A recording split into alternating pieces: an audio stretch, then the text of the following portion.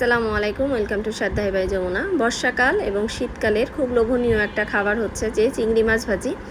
আর এই চিংড়ি মাছ ভাজিটা হলে কিন্তু আর কিছুই লাগে না। তো নতুনরা, প্রবাসীরা এবং যারা হোস্টেলে আছে তারা কীভাবে খুব সহজে চিংড়ি মাছ ভাজি করবেন আমি দেখাই দিব।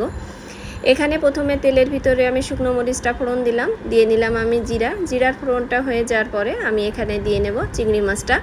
তার ভিতরে দিলাম আমি লবণটা দিয়ে একটু নাড়াচাড়া করে দিয়ে দেব হলুদটা দিয়ে আমি এবার কিন্তু ভেজে নেব।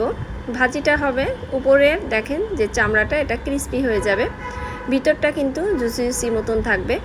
এই পর্যায়ে আমি দিয়ে নেব বেশ কিছু পেঁয়াজ।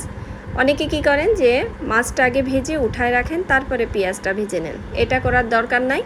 এটা করলে স্বাদটা সেইভাবে আসবে না। পেঁয়াজের সাথে যদি আপনি চিংড়ি মাছটা ভাজি করেন তাহলে চিংড়ি মাছের স্বাদটা অন্যরকম হবে। দেখেন আমি ভাজি করতেছি, পেঁয়াজটা কিন্তু এখনও ভাজি হয় নাই। পেঁয়াজটা একদম লাল করে ফেলবেন না, একটু কাঁচা কাঁচা মতন থাকবে।